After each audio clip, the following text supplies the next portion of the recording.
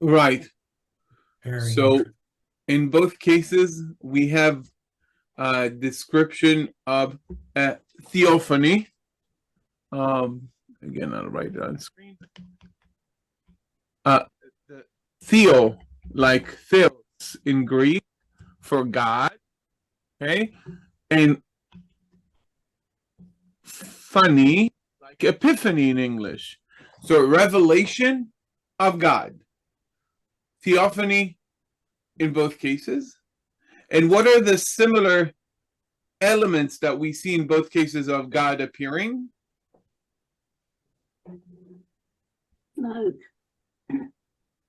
Smoke. Right. Mount Sinai Ashan kulo. Vayal Ashano Ka'eshen hakivshan. V'abayit yimale Ashan. So smoke, smoke, smoke, smoke. shaking, shaking, shaking, shaking. Right. Holy, holy, holy, if we are already dealing with Isaiah 6. Right? So why is there smoke? Because there is no smoke. No fire. Without fire, right? Wherever you have smoke, There's right? fire. There's fire. מפני אשר ירד עליו אדוני באש. Okay, in both cases we have smoke. Where there is smoke, there is fire. So fire and smoke. And trembling. That's the second element that we come across in both verses. ויחרד כל העם, כל ההר, מאוד, וינועו אמות הסיפים מכל הקורא. Okay, trembling. Do you know how Israelis refer to oats? Oatmeal specifically. Anyone knows how Israelis refer to oatmeal and how is it connected to this? No. Great. Okay. How do you call that one? You're going to know, and then it's going to blow your minds. Some of you are going to know the next question. What is the Hebrew word for extreme ultra-Orthodox? Haredi. Very good, Haredi. Very good. What is Haredi? What does it mean? I don't know. It's the something. Huh? I don't know. Does it mean joy? No. Actually, quite the opposite. Sounds like they're shaking or quivering. Right. Very good. So Hared means, okay, afraid, trembling, shaking. Okay. So the Haredim are the one trembling in fear. Good, good, good. Okay, so that one we know. And you can see that verb here. Vayichrad kol ha'har kulo. It's not that the mountain became extreme ultra-Orthodox. Right? It trembled. Another word for trembling in English? Shaking. Come again? Shaking.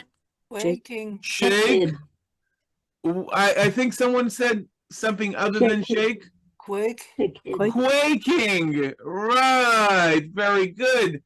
Now I'm going to show you why, what is the Hebrew word for oats, oatmeal here.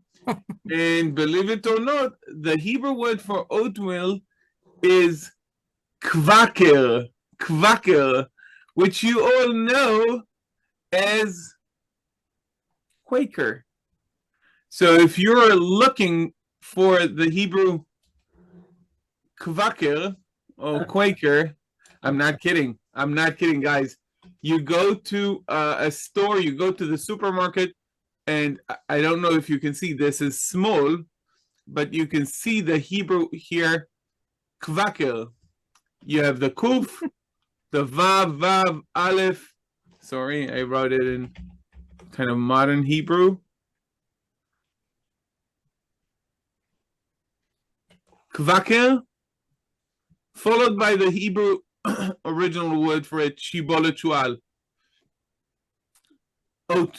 Oats.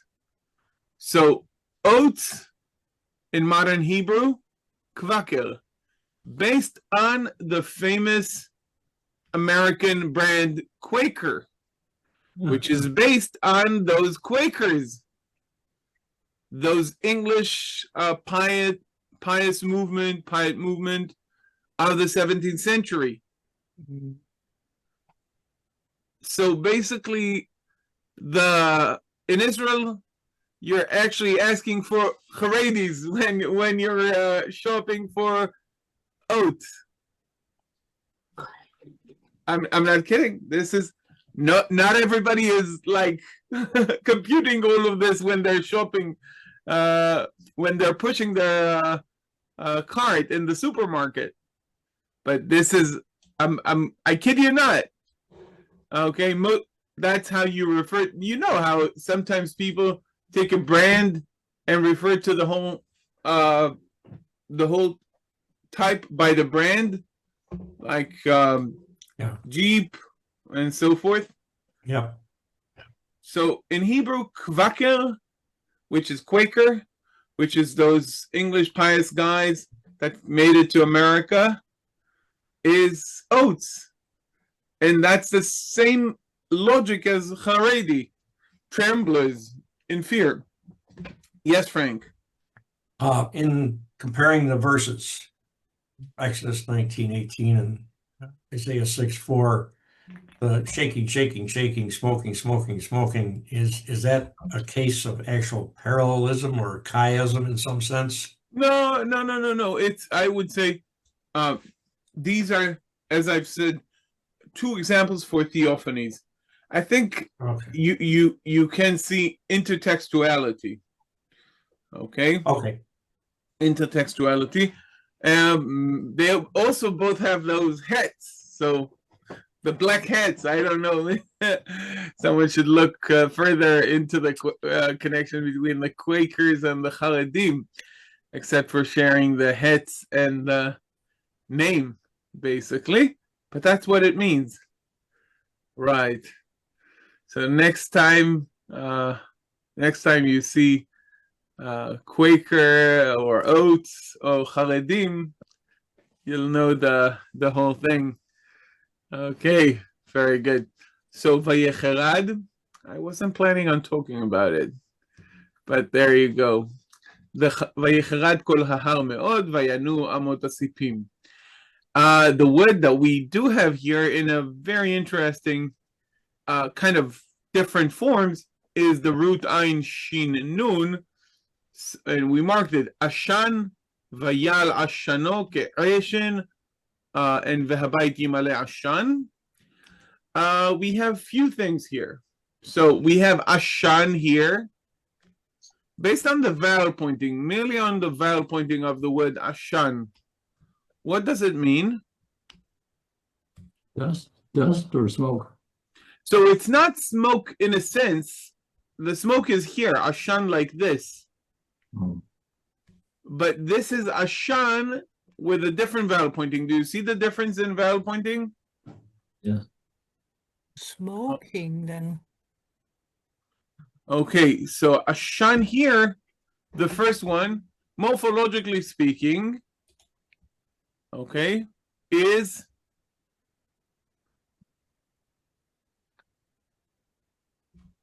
you can see the similarity of the vowel pointing of ashan to that of yarad. Can you see they both have the same vowel pointing? No. Yes or no? What did you say, guys? Yes. This is Yes. a verb then. Right, both of them have, if we're putting it into a structure, okay, into a pattern, Okay, so we have a kamatz under the first root letter and a patach under the second root letter. So it's Right? kal. So it's what, Rosalind? Kal. A kal. It's a third person masculine singular. Kal, katal. Right. Of something. Okay, yarad. He descended. He went down. He came down. Ashan. It smoked. Okay. Yarad is the predicate of God. Yarad, the Lord came down upon it with fire, by fire, ba'esh. And Ashan smoked. What is the subject of the verb? Ashan? Har Sinai. Sinai. Kal Sinai. Yeah. Okay. Har Sinai, Ashan kulo. Mount Sinai, Sinai smoked entirely. Okay, if you will. Ashan kulo was all in smoke, but this is a verb. Okay, as opposed to Ashan here with a kamatz at the bottom. Okay, let's use this pattern with a kamatz now. So I'm going to erase the pattern here and replace it with a different pattern. Let's change the color as well. We have a kamatz, and that is a noun. This is a nominal or an adjectival pattern, meaning that it is a noun or an adjective, in this case a noun. So Ashan here, smoke. And Ashan here, smoked, if you will. If that's not the regular translation for a mountain, but was in smoke as a verb. Noun. Sounds the same in the way we read it, but different. Okay? Obviously, when originally it didn't sound the same, because then we wouldn't have had two different vowel pointings. But in the tradition we have, let's say, many, many years, it does sound the same. How do we know, by the way? One of the coolest ways to know that the kamatz and the patach were pronounced the same already many years ago, let's say 1,000 years ago, sometimes even 1,400 years ago. I'll give you an example from 1,000 years ago. We see poems that were written 1,000 years ago that actually rhyme words that have a patach and a kamatz interchangeably. Okay. Yeah. Okay, so you simply see how people rhyme. Okay, and you can guess that. So the same can be done in other languages, where you rhyme two things that are not written the same but sound the same. Okay, like you can have E at the end of words written differently, depending on the word, either with a Y or ending with an E or a double E or something that would still rhyme, but would be written differently. Now, 1,000 years from now, if people look back to these rhymes, based on the similarity of the rhyme, they can conclude that the people who wrote that line, that poem, actually sounded it similarly. Okay, that sound. So we've talked about Ashan as a verb, Ashan as a noun, but we're not finished with smoke. It's not yet all up in smoke. We have Ashano and Eshen. Okay, it's all smoke and mirrors today. Not all. Okay. Ashano, we have a pronominal suffix third person masculine singular pronominal suffix, which affects the vowel pointing of the first under the first root letter, right? So we know that the basic structure of this word is kamatz and a kamatz, ashan, like this. Now we add the o at the end. We add the vav at the end, third person masculine singular pronominal suffix, his smoke. Okay, and that affects the kamatz here. It's called chituf. It's called the kamatz. It wants to shorten into a sheva, but it's under a gadol letter. So instead of a sheva, we get a reduced vowel. That's ashano. And that is indeed the regular form of the construct or the suffixed word for ashan. Okay?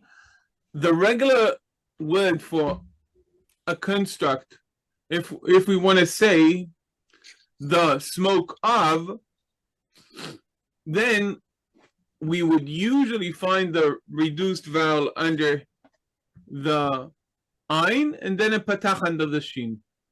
But here in this verse, we get something that is unique, that makes it a special type of a Hapax Legomenon. If you're holding that shot from before, you can you can do it now. Right. Do you remember, guys, what's a Hapax Legomenon? Yeah, loan word. A loan word. Very good. Georgie, how are you doing? Are you better? Yeah, getting better. Thank you. Getting better by the week. Very good. Yeah, it's a long process. It's a long process. Very good. Okay, and praying for you. Okay, so here we have something unique. While the regular form of the word ashan in the construct chain, in the construct form, is with, I'll write it on screen, with a patach and a chataf patach. That here we have a different construct form. So the regular form is ashan, like this, ashan something, and here we have Eshen hakivshan. Okay, Eshen hakivshan. This is a segolate. Okay, why do we have Eshen hakivshan? I cannot tell you. Okay, I cannot. But it is unique, and it follows the pattern of what we call segolates, like the word melech, gefen, and so forth. You can see that they are connected historically to a monosyllabic structure. Okay, so ashan, eshin, both construct forms of the word ashan as a noun. So noun, noun, noun, but slightly different. Noun with a pronominal suffix, noun in the construct chain, irregular in its form, regular noun, and a verb. Very good. Okay. Having talked about that, note that it causes a reaction for the presence of